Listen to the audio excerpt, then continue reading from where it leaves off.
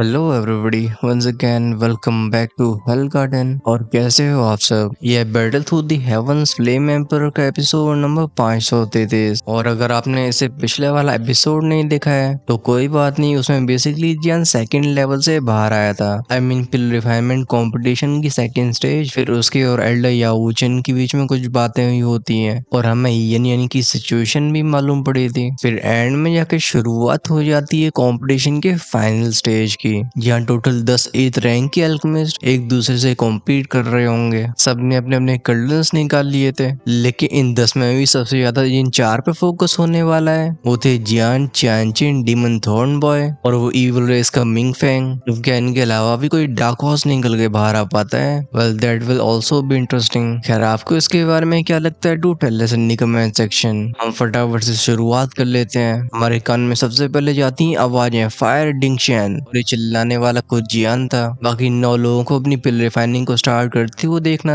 उसे ही मोटिवेट कर देता है। हथेली में से एक ग्लास कलर की होली फ्लेम निकलती है। ये जैसे ही अपीयर होती है, इसका ऑरा बाकी की 9 माउंटेन पीक्स को अफेक्ट कर देता है। शॉकिंग बात ये थी कि ये होली फ्लेम एक्सपेंड होके एक्चुअली में बाकी सारे पीक्स की हेवन और अर्थ एनर्जी को डिवावर कर रही थी। ये अचानक से हुआ बदलाव सबको स्टार्टल्ड कर देता है। लोग कहते हैं इस लड़के की स्ट्रेंथ सच में टेरिफाइंग है। और अब तो ये फ्लेम्स में भी सबसे रेयरेस्ट होली फ्लेम का इस्तेमाल कर रहा है। ये फ्राइटनिंग है। वो तीनों फिगर्स जिन्हें मिंगफेंग लीड कर रहा था, एक दूसरे से ग्लैंसेस एक्सचेंज करके एक कोल्ड स्नॉट करते हैं। गूंजते हैं पफ पफ पफ पफ के साउंड्स। इनके शरीर में से ब्लैक फ्लेम्स निकली थी। ये भी जान की होली फ्लेम की इन्विजन से बच रहे होते हैं। ये साथ में अपनी पिल कर्डन को भी टेम्पर करते हैं। बेसिकली इनके लिए जियान जितना स्ट्रॉन्ग बनेगा, ये उतने ही ज्यादा खुश होंगे। आखिरकार सब कुछ इनके हिसाब से कंट्रोल में था। वहीं भी जब डीमन थॉर्न बॉय इन तीनों फिगर्स को देखता है, खासकर जब उसे वो ब्लैक फ्लेम सेंस होती है, उसकी आईब्रोज ट्विच होने लगी थी,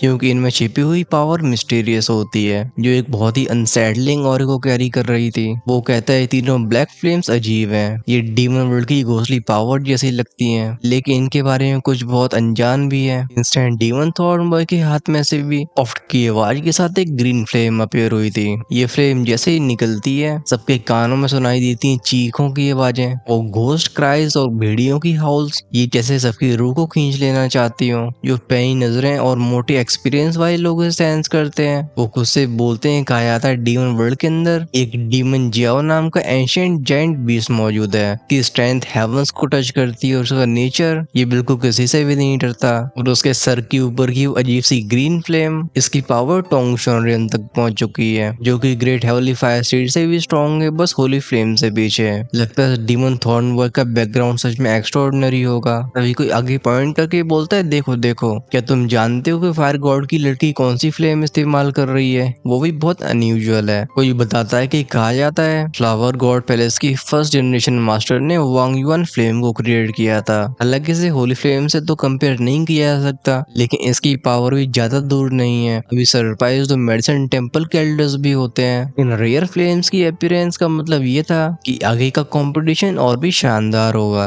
अल्केमिस्ट के लिए फ्लेम और कोल्डनेस ऑलरेडी उनकी फाउंडेशन होते हैं। एक पावरफुल फ्लेम होने का मतलब ये है कि कम एफर्ट्स में ज्यादा हासिल करना। गूंजती हैं वैंगबस की आवाजें। बेसिकली बाकी के 9 की फ्लेम्स चाहे कितनी भी फियर्स और मिस्टीरियस हो, लेकिन जियांग की होली फ्लेम के सामने बिल्कुल बच्चे ऐसे लगते हैं, जैसे सर्वेंट्स अपने मास्टर की बात मान रहे हो। किसी की भी सर उठाने की हिम्मत नहीं होती। होली फ्लेम्स को ऐसी सारी फायर्स का रूलर नहीं कहा जाता है। ये टाइटल बिना रीजन के नहीं था। कुछ पैनी नजरों वाले लोग सोलम एक्सप्रेशन के साथ बोलते हैं चाहे फ्लेम्स कितनी भी वॉलेंट हो, लेकिन ग्रेट थाउजेंड वर्ल्ड के किंग ऑफ फायर के सामने इन्हें सर झुकाना ही होगा। लेकिन दूसरा से लाके बोलता है फ्लेम्स और कोल्डन्स तो बस ऑक्सिलरी टूल्स हैं, असली टेस्ट और रिफाइनिंग स्किल पे निर्भर करेगा। इसी पर कानों में गई थी बूम बूम बूम की आवाजें। दसियों लोगों ने अपनी सोल पावर्स को एक्टिवेट किया था। ये सब अपनी सोल स्ट्रेंथ को कई धाराओं में बांट के उन जिद्दी और प्रीशियस मेडिसिन मटेरियल्स को कंट्रोल करने लगे थे। कोई भी अल्केमिस्ट जो कि फाइनल राउंड तक खड़ा रह सकता है, उसके लिए अपनी सोल पावर को बांटना एक सेकंड नेचर बन चुका होता है। जैसे सांस लेना हो, कुछ समय के लिए उन 10 पीक्स के ऊपर बादलों के गड़गड़ाने की आवाज सुनाई देती है। ये डिस्टर्बेंस इतनी इंटेंस थी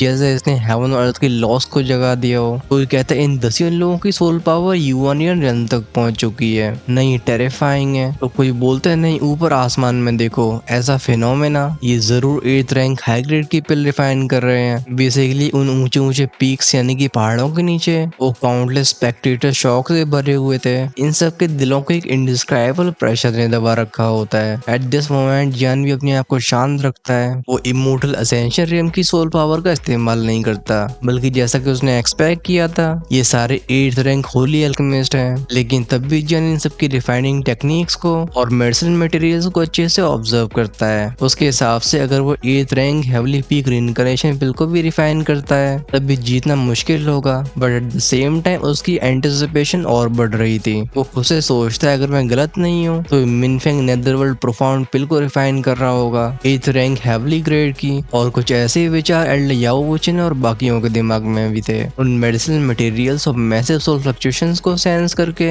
ये समझ जाते हैं कंपटीशन कितना इंटेंस होने वाला है। तो कोई कंफ्यूजन के साथ बोलता है नेदरवर्ल्ड प्रोफाउंड पिल ये कैसी पिल है। इनके लिए 8th rank Holi pills already इनकी इमेजिनेशन से बाहर थी। अच्छी बात है कि यहाँ पे एक्सपर्ट्स की कमी नहीं होती है। वो एक्सप्लेन करते हैं कि ये पिल कहा जाता है एक ऐसी मिस्टीरियस पावर को ग्रांट कर सकती है जो दुनिया को उस समय के लिए हिला के रख दे। ये एंशिएंट टाइम से पास होती चली आई है, लेकिन इसके एग्जैक्ट इफेक्ट्स अब भी क्लियर नहीं है। मुझे याद है फर्स्ट ग्रेट वर्ल्ड वॉर के बाद ये प्रिस्क्रिप्शन गायब हो गई थी, तो अब ये फिर से अपीयर क्यों हो रही है। और तो ये पिल लगता है 9th ग्रेड की मेडिसिन की एक प्रोटोटाइप है। लास्ट में बोलने वाले तो एल्डर या वुचन खुद थे। वो अपनी इमेंस परसेप्शन का इस्तेमाल करके फैंगमिंग की सिचुएशन को समझ रहे थे। लेकिन अजीब बात ये थी कि एक अनजानी सी फोर्स उनके सामने चीजों को धुंधला कर रही होती है, जिसे वो भी देख नहीं पाते। जिन और भी करीब होने की वजह से चीजों को और सेंस कर पाता है। वो बोलता है इस मिंगफेंग की पिल रिफाइनिंग टेक्निक सिंपल नहीं है। और उसके बगल में दोनों ही बैठे लोग ये भी 8th रैंक अर्थ ग्रेड की पिल्स को रिफाइन कर रहे हैं। क्या यहाँ पे कुछ छिपा हुआ है? वो अच्छे से जानता था कि इन तीनों के पीछे कई टेरिफाइंग फोर्सेस मौजूद हैं। इन 10 पार्टिसिपेंट्स में अगर मिंगफेंग और सबसे डेंजरस हुआ चैनचिन और डेविल थॉर्न बॉय को छोड़ दिया जाए तो जियान को और लोगों से बिल्कुल खतरा महसूस नहीं होता। इस मोमेंट में जियान, हुआ चैनचिन, डेविल थॉर्न बॉय और मिंगफेंग ये चारों ही 8th रैंक हेवली ग्रेड की पिल्स को रिफाइन कर रहे थे। इनके पीक से उठने वाली सफोकेटिंग फ्लक्चुएशंस डरावनी होती हैं। इनकी एक सिंगल मिस्टेक एक बहुत बड़े एक्सप्लोजन को कर सकती थी,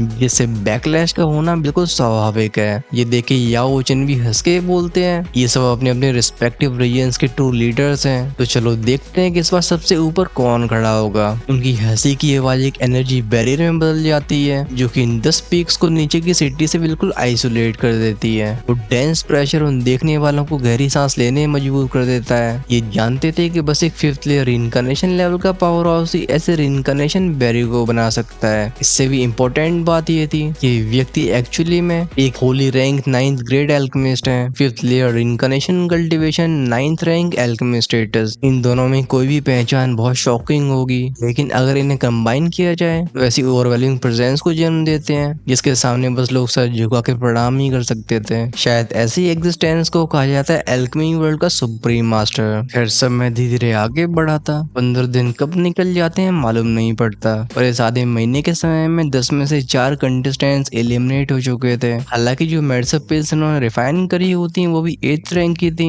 लेकिन 8th रैंक हेवली ग्रेड की पिल से इन्फीरियर होती हैं। ये जियान और बाकी के 3 रिफाइन कर रहे थे। ये चारों स्ट्रगल तो काफी करते हैं, लेकिन इनके अनस्टेबल फ्यूजन की वजह से अल्टीमेटली गिव अप कर देते हैं। बच्चे रह गए पीक्स में से रिलीज होने वाली वेंगों के साउंड के साथ फ्लक्चुएशंस ये बिल्कुल नहीं रुकती हैं। जानवर ने आसपास की सिचुएशन देख के बोलता है भले माउंटेन पीक की सारी एनर्जी उस यंग पिल की तरफ भेजी जा रही हो, लेकिन तभी सारी पावर को स्टेबलाइज नहीं कर सकती। आखिरकार एक 8th रैंक हेवली ग्रेड की पिल को जैसे रिक्वायरमेंट है वो सच में कुछ ज्यादा ही बड़ी होती है। अगर एनर्जी सप्लाई थोड़ी सी भी कम पड़ जाती तो पूरी रिफाइनमेंट ही कोलैप्स हो जाएगी। जान भी आसपास ध्यान से देख रहा था, फिर उसकी नजरें सेटल हो जाती हैं अपने ग्लेस फ्लेम कलरिंग के ऊपर। अभी इसके ऊपर 4 डेजलिंग लिक्विड दिखाई दे रहे होते हैं जिन्हें ढक रखा होता है यंग पिल ने। ये चारों पदार्थ नेचुरली वो 3 कोर इंग्रेडिएंट्स मटेरियल्स होते हैं जो रिइंकार्नेशन पिल में इस्तेमाल किए जाने थे, और साथ में होता है एक स्टेबलाइजिंग न्यूट्रल एसेंस। यहाँ तक बात है खुद यंग पिल की,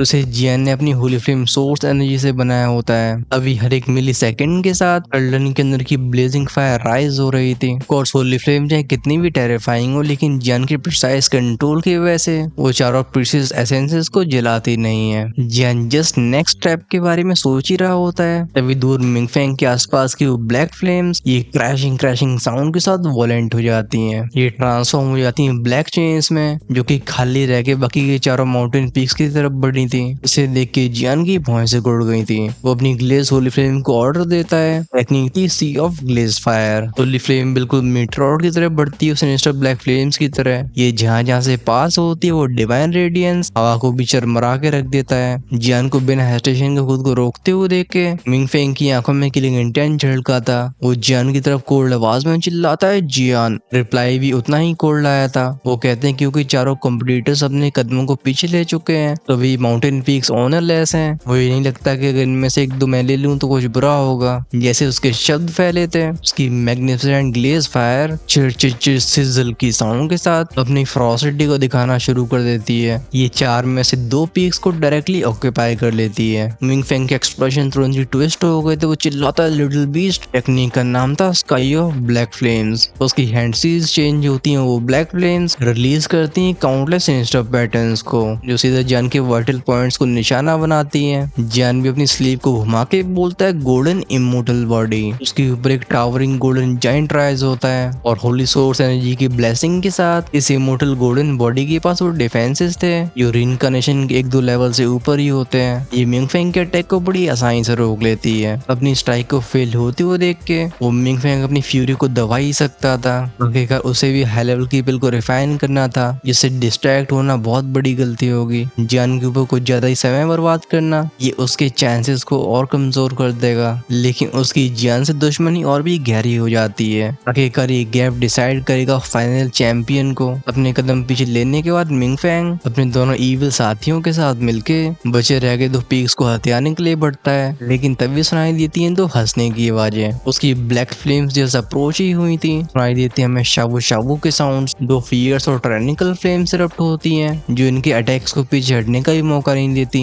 बल्कि सीधे ने डिवावा कर लेती हैं। अभी तो मिंग फेंग का चेहरा बिल्कुल खाक जैसा हो गया था क्योंकि जियान के साथ उसकी जो क्लैश हुई थी उसमें वो वैसे ही पीक्स को खो चुका था और अब तो उसकी आंखें ऐसी हो गई होती जैसे वो किसी को जिंदा चबा जाएगा। उसका स्ट्रेटजिस्ट साथी बाय वेंगयुआन बोलता है लॉर्ड अभी हमें अपनी पिल्स को मेल्ट करने पर ध्यान देना चाहिए। ये भली और पीक्स को ऑक्यूपाई भी कर लें इसका ये मतलब नहीं है कि जीती जाएंगे और इसके बाद इन्हें कीमत तो चुकानी है। मिंग फेंग भी गहरी सांस लेता है। उसकी बॉडी से स्ट्रेंज ब्लैक फ्लेम्स रिलीज हुई थी जो एक टेरिफाइंग प्रेशर को कैरी करती हैं। उसके कल्लन के अंदर कई मेडिसिनल एसेंस एक दूसरे से मर्ज होने लगे थे। ये देख के जियान भी अनीज फील करता है। वो आसमान की तरफ भौहें उठा के बोलता है ये अपने पिल फ्यूजन को स्टार्ट कर रहा है लेकिन अब तक बाकी दोनों ने ऐसा क्यों नहीं किया। एग्जैक्टली इन तीनों का प्लान क्या है। जियान को ऊपर के सुप्रीम स्टारी स्काई के ऊपर भी कुछ बहुत ही टेरिफाइंग फ्लक्चुएशन स्पेस को डिस्टॉर्ट करते हुए फील होती हैं। बेसिकली एक वास्ट और एंशिएंट फोर्स आने वाली थी और ये थी पिल ट्रिबुलेशन, एक पनिशमेंट जो कि हेवंस की जेलसी की वजह से आती है। ये 8th रैंक हेवली ग्रेड की पिल के लिए ग्रेट 1000 वर्ल्ड का जजमेंट था। ये पिल बेसिकली नेचुरल ऑर्डर को चुनौती देती थी जिसकी वजह से इसे गुस्से का सामना करना पड़ता है। लेजेंड्स के हिसाब से एक 10th रैंक डिवाइन पिल कोर्स अगर उसका कभी जन्म भी हुआ तो उसके बदले में आने वाली ट्रिबुलेशन सारी इमेजिनेशन को सरपास कर देगी और जब ऐसी पिल की खबर फैलेगी तो पूरे ग्रेट 1000 वर्ल्ड में कैटास्ट्रोफिक स्टॉर्म बनाने वाली है। लेकिन अभी इसके बारे में जियान के पास समय नहीं था सोचने का। वो अपनी हथेली को खोलता है जिसकी वो फ्लोट कर रहे थे वो चारों एसेंसेस और प्रोटोटाइप पिल। ये यंग पिल बिल्कुल सेंटर में होती है। वही पे चारों लिक्विड्स इसके आसपास रिवॉल्व हो रहे थे। जियान के खतरनाक सोल कंट्रोल में इनके घूमने की और मर्ज होने की स्पीड बढ़ जाती है। ये लोग तो स्पेशली जियान की ओर फोकस करते हैं। ये सोचते हैं कि वो पिल को मेल्ट कर रहा है तो कोई सोचता है क्या ये चारों मिलकर सच में कोई मिरेकल कर पाएंगे। स्पेक्टेटर्स की आंखें आसमान की तरफ ऐसे टिकी होती हैं जैसे एक पल भी पलक नहीं झपकाना चाहते हो। किसी भी हाई लेवल के अल्केमिस्ट के लिए रिफाइनमेंट सबसे बड़ा चैलेंज नहीं होती है बल्कि ये थी पिल फ्यूजन और pill formation. Specially 8th rank heavenly grade की पिल्स इनके पास मेडिसिनल मटेरियल से काफी नहीं होते। इन्हें अपनी फ्यूजन को पूरा करने के लिए हेवन और अर्थ की एनर्जी को भी खींचना पड़ता था एंड वेल यही कारण होता है जिसकी वजह से हर एक पार्टिसिपेंट को एनर्जी माउंटेन मिला हुआ था। पिल फ्यूजन के बाद आती है पिल फॉर्मेशन और पिल फॉर्मेशन के बाद वेल तब टाइम होता है थंडर ट्रिबुलेशन का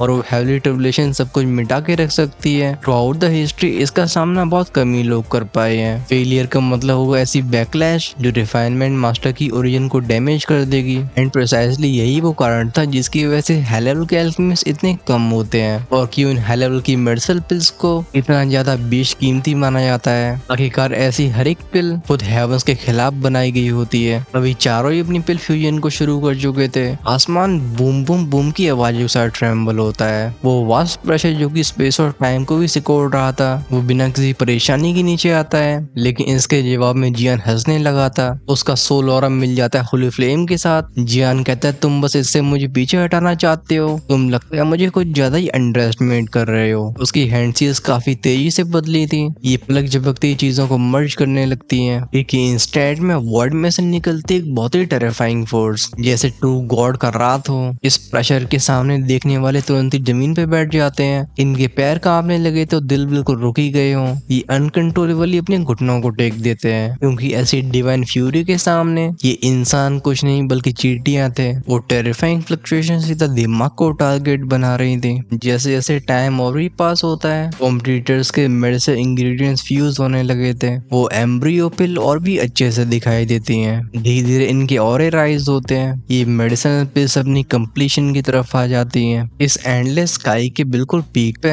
सुनाई देती हैं रंबल रंबल क्रैकल की आवाजें, जैसे वो डार्क क्लाउड्स मौजूदगी में आए हों। ये जिस मोमेंट में अपीयर होते हैं पूरी लाइट को सॉलो कर लेते हैं, जैसे किसी बहीमत ने आसमान को ही खा लिया हो। उन मोटे बादलों में से डेंस लाइटिंग बोल्ट्स को सिल्वरी सरपेंट्स की तरह फ्लो हो रहे थे। ओकेजनली कुछ बिजलियां नीचे गिरा करती थी। ये तुरंत ही सिटी के उस स्ट्रक्चर को ऐसे कोलैप्स कर देती हैं जैसे ग्राइंडर मसालों को पीस देता है। बहुत जल्दी इन थंडर क्लाउड्स के ऊपर भी और भी लेयर आने लगती हैं और इनमें से चमकीले रंग बिरंगे कलर निकले थे। ये हर एक कलर एक टेरिफाइंग डिस्ट्रक्टिव ऑरे को पोजेस करता है। वो काउंटलेस एक्सपर्ट्स जो अपनी सरों को उठाते हैं, इनकी आंखें श्रिंक हो जाती हैं। कोई कहता है एक 8th ग्रेड होली पिल, कैसे सच में ऐसी टेरिफाइंग थंडर ट्रिबुलेशन को ट्रिगर किया है। ये बादलों के अंदर की वॉलेंट एनर्जी को अच्छे से महसूस कर पाते हैं। यहाँ और कोई होता तो शायद कदम पीछे ले लेता, लेकिन ये मेडिसिन सिटी के मेंबर्स थे, इसलिए इनके डर को एक्साइटमेंट दबा रहा था, क्योंकि पिल जितनी स्ट्रॉन्ग होगी ट्रिबुलेशन का मामला उतना ही बढ़ेगा। और सब देखना चाहते थे कि चारों में से कौन सबसे ऊपर जाएगा। 1 2 3 कलर 5 6 रंगों तक तो बिल्कुल चीजें शांत रहती हैं, लेकिन जब थंडर क्लाउड्स की लेयर को 7वां रंग ढक लेता है, तभी पूरी दुनिया शांत पड़ गई थी।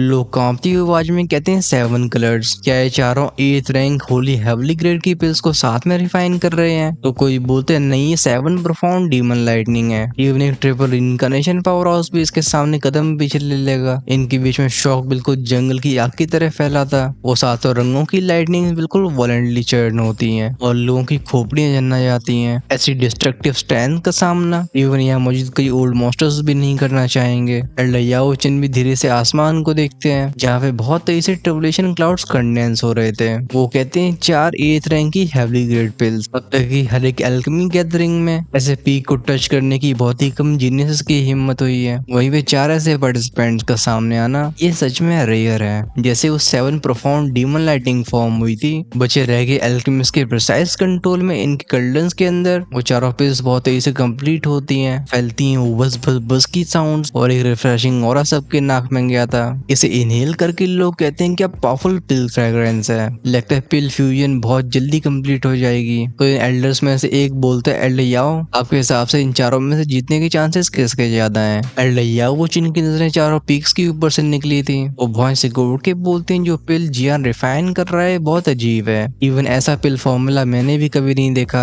जहाँ तक बात रही उस नेदर प्रोफाउंड पिल की जो मिंगफेंग रिफाइन कर रहा है, इसके अंदर अलग अलग चीजें बहुत ज्यादा ही है, इसलिए मैं अभी तो कंक्लूजन दे नहीं सकता हूँ। हाउएवर जो फ्लावर गॉड पैलेस की लड़की जिस फ्लावर इमोर्टल जैस्पर पिल को रिफाइन कर रही है, उसे भी हल्के में नहीं लिया जाना चाहिए। और डीमन थॉर्न बॉय की मैजिक हार्ट पिल, ये भी बाकी तीनों से बिल्कुल इंफीरियर नहीं है। उनके ऐसे जजमेंट ने क्राउड के बीच में रिपल्स फैला दी थी। एक एल्केमी सुप्रीम मास्टर की अथॉरिटी वो इसके ऊपर सवाल नहीं उठा सकता था। अभी वो डेविल थॉर्न बॉय जो कि अब तक शांत रहा होता है, अचानक से उसकी बॉडी में से बूम की आवाज सा निकलती है डेमोनिक वाइन्स और वो भयानक डेमोनिक फ्लक्चुएशंस, वो कानों को बहरा कर देने वाले एक्सप्लोजंस, ये हेवन अर्थ को हिला के रख देते हैं। वो थंडर क्लाउड्स काफी ज्यादा वायलेंट हो गए थे और उसके हाथ में जो मेडिसिन पिल होती है वो भी पूरी तरह से फ्यूज हो जाती है। ये अपनी तरफ खींच लेती है ट्रिबुलेशन लाइटनिंग को। हाउएवर ये देख के याओ चिन से हिला के बोलते हैं, इस डीमन थॉर्न बॉय के पास सच में एक्स्ट्राऑर्डिनरी स्ट्रेंथ है, लेकिन लगता है चैंपियनशिप उसके हाथ से निकल जाएगी। अभी डेविल थॉर्न बॉय की हथेली के ऊपर डार्क रेड पिल फ्लोट कर रही थी। एट द सेम टाइम आसमान की 7 रंगों की बिजलियां थी, ये उग्रता के साथ आसमान को बदलने लगती हैं। ये जन्म देती हैं कैसे एंशिएंट थंडर बीस्ट को, जो 1000 मीटर से भी ज्यादा लंबा होगा। ये बिजलियों को अपने शरीर में ढक के चार्ज कर देता है उसकी तरफ। उस टेरिफाइंग लाइटनिंग और को सेंस करके डेवन थॉर्नबॉय की आंखें श्रिंक हो गई थी, लेकिन इससे उसके शरीर का खून खोलता है। वो हाथ उठा के बोलता है, डीमन थॉर्नबॉय 1 इन एक्सटेंशन। उसके पीछे के स्पेस में से होते हजारों होल्स और इनमें से काउंटलेस डिमोनिक वाइन्स इरप्ट हुई थी। इन्हें ढक रखा था उस लाल रंग की रोशनी ने, जो सीधा उस थंडरबीस्ट को शदिलाल बनाने की कोशिश करती है। वो थंडरबीस्ट भी किसी शेर की तरह धाड़ता है। वो रो रो रो के साउंड्स गूंजते हैं। अपने पैरों को 7 कलर लाइटिंग से ढक के इसने स्पेस में पड़का था। ये सीधा उन डिमोनिक वाइन से टकराता है। हालांकि वाइन्स एक के बाद एक अटैक करती हैं, लेकिन उसी तरीके से डिस्ट्रॉय भी हो रही थी। हालांकि उस अजीब से डिमोनिक और के छोटे छोटे ट्रेसेस लाइट में रह जाया करते थे, लेकिन आगे नहीं बढ़ पाते हैं। दोनों के बीच की कन्फ्रंटेशन चलती है कुछ 1 मिनट के लिए, लेकिन तभी अचानक से वो थंडरबीस्ट अपने सर को उठा के एकदम प्राउड एक्सप्रेशन वाली दहाड़ मारता है। वो 7 रंगों की लाइटनिंग उसके शरीर से गोल गोल घूमती है। ये बनाती है डेवास्टेटिंग लाइटनिंग आर्क को। फिर इसने स्पेस और टाइम को चीरा था। वो आर्क सीधा वुश की आवाज के साथ उस डेविल थॉर्नबॉय के कंधे से टकरा जाता है। हम उसके मुंह से खून की पिचकारी को बाहर आते हुए देखते हैं। शरीर लड़खड़ाया था। वो एक ही सेकंड में बहुत मिजरेबल लगने लगता है, लेकिन ऐसी बात नहीं थी कि वो इस दर्द को सह ना पा रहा हो। अपनी हथेली को ऊपर उठा के धाड़ता है, holy rank 8th grade heavenly pill magic heart pill. इस पर पूरी दुनिया थरथराती है। इससे पहले क्राउड रिकवरी हो पाता, डेविल थॉर्नबॉय के साइड में जो माउंटेन पीक था उससे एक के बाद एक फूल झड़ने लगे थे। ये फूल और पत्तियां बिल्कुल बारिश की तरह होती हैं। देखने वाले कहती एनर्जी इल्यूजन, नहीं ये प्रेशर। तो कोई बोलता है 8th रैंक हैवली ग्रेड के भी बियॉन्ड है। एक 8th rank heavily grade peak की पिल। सब अपने अपने हाथों से मुंह को ढकने लगते हैं। तभी गूंजती एक प्यारी सी मेलोडियस आवाज जो कहती है 1000 ऑफ फ्लावर ब्लूम बैरियर। एक ही इंस्टेंट में उस पीक के ऊपर का आसमान फूलों की चादरों से ढक गया था। इसमें से फ्लोरल फ्रेग्रेंस और चिड़ियों के चहचहाने की आवाजें पूरी मेडिसिन सिटी को भर के रख देती हैं। फिर एक ही सांस में वो सारी कलियां खिलती हैं। ये इकट्ठी होती हैं हुआ चैंचिन के पैरों के नीचे। ये धीरे धीरे करके कोलोसल फ्लावर बर्ड को बनाने लगी थी, जो ऑलमोस्ट 1000 फीट चौड़ा होता है। इसकी सतह को ढक रखा होता है कई मिस्टीरियस र्यून्स ने, जो बहुत ही प्रोफाउंड एनर्जी को निकाल रहे थे, लेकिन लगता है इसने आसमान को चुनौती दे दी थी। वो थंडर क्लाउड्स गोल गोल घूमते हैं। वो 7 कलर लाइटनिंग कंडेंस होती एक बहुत ही तेज चमक में, जो सीधा उसकी तरफ बढ़ जाती है। कानों में पेनी पेनी क्रैक क्रैक की आवाजें जाती हैं। इस लाइटनिंग की पावर के सामने वो मैसिव फ्लावर बर्ड भी कांप गया था, लेकिन ये डहता नहीं है। ये केवल क्रैक टैक की आवाजें गूंजती हैं। जब वो कलियां और थंडर एक दूसरे को अनहाइलेट कर रहे थे, वो नीचे का ह्यूज फ्लावर बर्ड धीरे से खुलता है और इसके सेंटर में हुआ चैंचन शांति से खड़ी हुई थी। लेकिन जो चीज हमारे ध्यान को खींचती है वो एक ब्लू मेडिसिन पिल थी। वो स्माइल के साथ बोलती है, अच्छी बात है कि मैंने अपने आप को डिसग्रेस नहीं किया। इस मोमेंट में एक 8th रैंक हैवली ग्रेड की पिल और एक 8th rank heavily grade P की पिल, इन दोनों का सफलतापूर्वक जन्म हो चुका था। और इससे भी शॉकिंग बात होती है कि वो टेरिफाइंग थंडर ट्रिबुलेशन, जिससे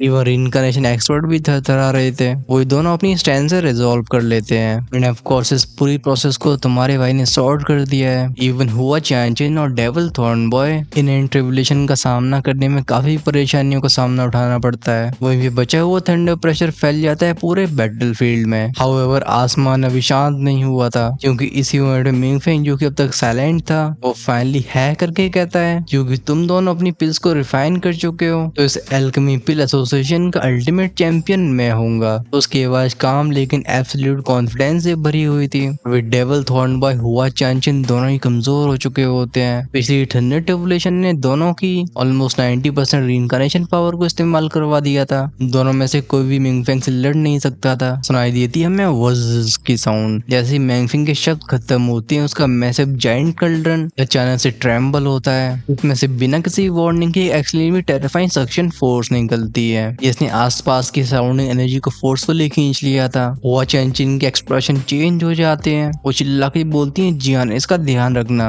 अभी वो तो इस कंपटीशन में चैंपियनशिप के लड़ नहीं सकते थे, लेकिन इमोर्टल रेन की डिग्निटी और उसकी सारी उम्मीदें जियान के ऊपर टिकी होती हैं। उस जायंट ब्लैक कल्डन के ऊपर की ब्लैक फ्लेम रुकती नहीं है। ये मिंगफेंग की पीक के नीचे की सारी एनर्जी को कंज्यूम कर लेती है। ऐसा लगता है बाकी के रीजन से भी एनर्जी को खींच रही हो। तभी चैंचिन के साइड में खड़ा डेविल थॉर्नबॉय एक खतरनाक एहसास करता है। उसकी आंखें श्रिंक हो जाती हैं। वो कहता है, नहीं, इसका टारगेट जियान नहीं है। जीपल बाय वेंगयुआन और वो फीमेल इवल एक्सपर्ट ये साथ में चिल्लाते हैं, gathering everyone melt the pill. Basically इन दोनों ने जिन अर्थ ग्रेड की पिल्स को रिफाइन स्कैन किया था और इनकी माउंटेन पीक्स की सारी बची रह गई एनर्जी ये फोर्सफुली खींच के भेज दी जाती मिंगफेंग के ब्लैक फ्लिप कल्डरन के अंदर। इन सब के सामने क्लियर हो जाता है शुरुआत से अब तक ये दोनों जो भी कर रहे थे वो बस इस मोमेंट के लिए अकेला था। देखने वाले स्पेक्टेटर्स गालियां देने लगते हैं, कोई चिल्लाता है बैस्टर्ड ये चीटिंग कर रहा है। मिंगफेंग के द्वारा रिफाइन करी जाने वाली पिल वो already 8th rank heavenly grade के पीक पे थी और अब दोनों बाकी के अर्थ ग्रेड की पिल्स के एसेंस के साथ और वो टेरिफाइंग एनर्जी जो दोनों माउंटेन पीक से गई है इन सब की हेल्प से शायद वो पिल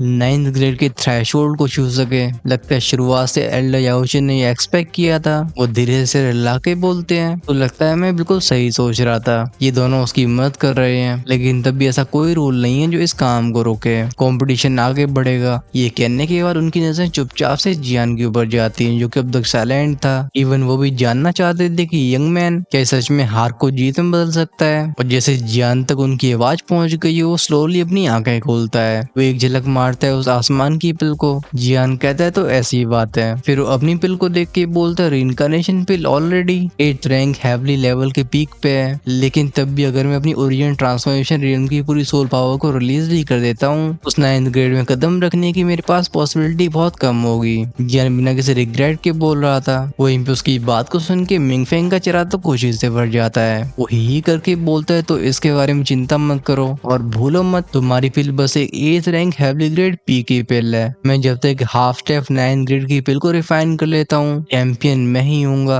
वो बस खुश इसलिए नहीं था क्योंकि वो जीतने वाला है बल्कि इसलिए भी था क्योंकि अपनी लाइफ में पहली बार उसने 9th रैंक को छूने की हिम्मत की है। और एक 9th ग्रेड की पिल भली वो सेमी फिनिश्ड हो ये तब भी पूरे ग्रेट 1000 वर्ल्ड को हिलाने के लिए काफी थी। अब सवाल ये कि क्या ये सच में ऐसा करने में सफल रहेगा या फिर इसके साथ सबको मिलेगा एक बहुत बड़ा सरप्राइज। वेल उसके बारे में जानने के लिए आप इंतजार कर सकते हो नेक्स्ट एपिसोड का जिसे हम नाम देंगे द बैटल फॉर चैंपियनशिप। और कौन चैंपियन बनने वाला है ये भी हमें काफी जल्दी समझ में आ जाएगा। फिर बेसिकली आधे एपिसोड के बाद शुरुआत होगी कॉन्स्पिरेसी की जो सबके सामने रिवील होने वाली है और जिसका आप सब अब तक इंतजार कर रहे थे। जी हाँ, अगले पार्ट के आधे हिस्से के बाद वो इंटेंस और टेरिफाइंग बैटल शुरू होने वाली है। अगर आपने मिस नहीं करना चाहते हो चैनल को सब्सक्राइब करके बेल आइकन के बटन को ऑन करके रखना जिससे रिलीज होते वीडियो सबसे पहले आपके पास पहुंचे। वहीं पे ये एपिसोड आपको कैसा लगा do tell us in the comment section. अगर कोई भी कमी रह गई हो तो हम उसे फिक्स जरूर करना चाहेंगे लेकिन पहले उसके बारे में पता होना जरूरी है। और जिनसे नेक्स्ट एपिसोड का इंतजार नहीं हो रहा है वो डेफिनेटली ज्वाइन कर सकते हैं हेलगार्डन की प्रीमियम मेंबरशिप को जिससे न सिर्फ आप अर्ली एक्सेस वीडियोस को एंजॉय कर पाएंगे बल्कि आप जो भी कमेंट करते हो सबसे ऊपर शो होगा जिसकी वजह से मैं उसका रिप्लाई भी दे सकता हूँ। आखिरकार तुम्हारे भाई को भी एपिसोड्स प्रिपेयर करने होते हैं इसलिए मैं सारे कमेंट्स के रिप्लाई तो दे नहीं सकता। वहीं पे जो हमेशा 2 से 3 एपिसोड्स आगे रहना चाहते हैं और साथ में चाहते हैं टॉप प्रायोरिटी वो अपने लेवल्स को इमोर्टल एम्पर या उसी ऊपर अपग्रेड कर सकते हैं। ज्वाइन का ऑप्शन मिलेगा चैनल की होम पेज या सब्सक्राइब के साइड में। I think you should definitely check that out. तब तक के लिए दिस इज गुड बाय।